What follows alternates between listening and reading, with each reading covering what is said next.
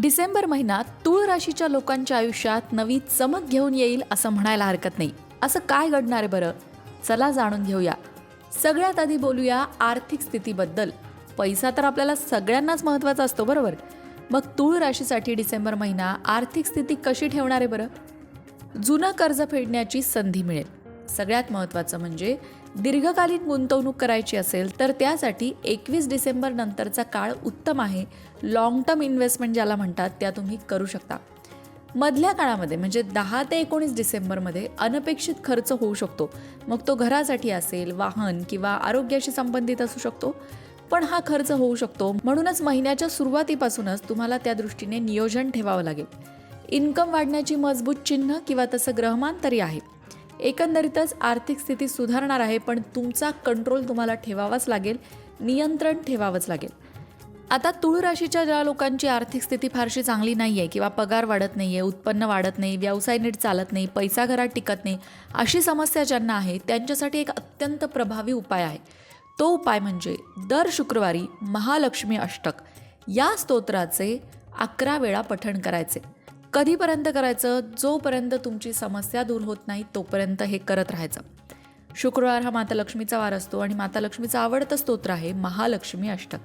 म्हणायला अतिशय सोपं आहे, साधं आहे, फार क्लिष्ट संस्कृत यामध्ये नाही. हे स्तोत्र आपल्या लोकमत भक्ती चॅनलवर सुद्धा आहे. ऐकून तुम्ही म्हणायला शिकू शकता.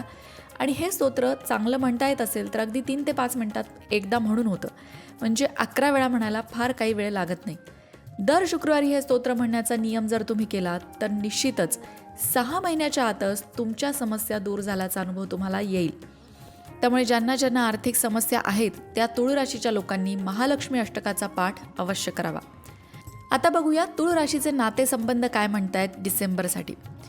अविवाहितांसाठी कुणाकडे तरी मन ओढलं जाणं अशी शक्यता आहे. कोणीतरी आयुष्यात येणं अशी शक्यता आहे. ऑफिसमध्ये किंवा सोशल मीडियाच्या माध्यमातून नवीन ओळखी होऊ शकतात.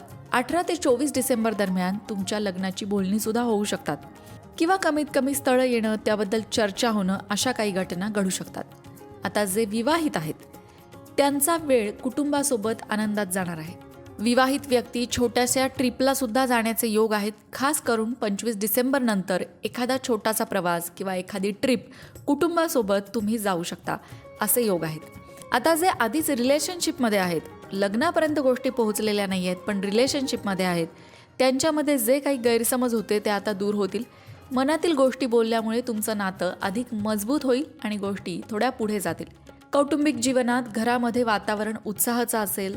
नवीन खरेदी, सजावट या गोष्टींसाठी तुम्ही वेळ द्याल. काहींना जमीन किंवा वास्तू संबंधित चांगली बातमी मिळू शकते. नातेवाईकांमध्ये तुमची प्रतिष्ठा वाढण्याची सुद्धा शक्यता आहे. आता बोलूया करिअरबद्दल. तूळ राशीचे जे लोक नोकरी करतायत किंवा व्यवसाय करतायत किंवा नवीन करिअर सुरू करू पाहतायत त्यांच्यासाठी डिसेंबर महिना काय घेऊन येतो? महिना सुरू होताना कामाच्या ठिकाणी एक नवीन भूमिका किंवा अतिरिक्त जबाबदारी नोकरी करणाऱ्यांना मिळू शकते. आयुष्य बदलवणारे निर्णय किंवा नव्या संधीसुद्धा या काळात तुम्हाला मिळू शकतात. जे ग्रहमान तयार होतंय ते ग्रहमान तुमचं संवाद कौशल्य स्ट्रॉंग करेल, ज्याचा परिणाम म्हणजे तुमची प्रतिमा तुमच्या टीममध्ये चांगली होईल, तुमचा प्रभाव वाढेल. व्यवसाय करणाऱ्यांसाठी नवीन कॉन्ट्रॅक्ट किंवा जुने क्लायंट परत जोडलं जाणं, आर्थिक प्रवाह स्थिर होणं, अशा गोष्टी होऊ शकतात. 14 डिसेंबर नंतर कामात अचानक वेग येईल, डेडलाईन्स वाढतील, पण तुम्ही त्या योग्य प्रकारे सांभाळाल. म्हणजे एकंदरीतच काय तर करिअरच्या दृष्टीने सुद्धा तूळ राशीसाठी डिसेंबर महिना चांगला असणार आहे. पण आरोग्याच्या बाबतीत बोलायचं झालं तर तणाव कमी करण्यासाठी तुम्हाला थोडे प्रयत्न करावे लागतील. त्याचबरोबर स्किन असेल, डोळे असेल किंवा शुगरशी संबंधित काही आजार तुम्हाला असतील तर काळजी घ्यावी लागेल. हा महिना माइंड आणि बॉडी बॅलन्स करण्याचा असेल. 1 ते 10 डिसेंबर थोडा स्लो असेल, पण 11 डिसेंबर नंतर तुम्हाला एनर्जी लेवल चांगल्या हाय जाणवतील. पण योग्य व्यायाम, योग्य आहार आणि सकाळी चालायला जाणं हे जर तुम्हाला करता आलं तर ते तुमच्यासाठी ऊर्जा देणारं ठरेल. डिसेंबर महिन्यासाठी शुभ तारखा तुमच्यासाठी असणार आहेत 4 डिसेंबर, 7, 12, 18, 26 आणि 29 डिसेंबर या तारखा शुभ असणार आहेत. त्यामुळे महत्त्वाचे निर्णय घेणं म्हणा किंवा महत्त्वाची कामं तुम्हाला शेड्यूल करायची असतील तर या तारखांमध्ये तुम्ही करू शकता.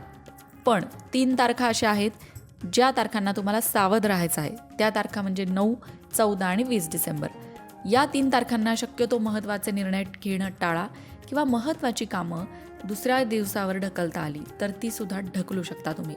कारण या 3 दिवसांमध्ये तुम्हाला सावध राहायचं आहे किंवा जे कुठलं काम महत्त्वाचं करायची वेळ आलीच तर ते सावध राहून करा. एकंदरीतच डिसेंबर महिन्यात तुमचा आत्मविश्वास वाढलेला असेल. तुमचं भाग्य उजळवणारा हा महिना ठरू शकतो. ज्या बदलांची तुम्ही वाट पाहत होतात ते आता थोडेसे होत आहेत असं तुम्हाला वाटू शकतं.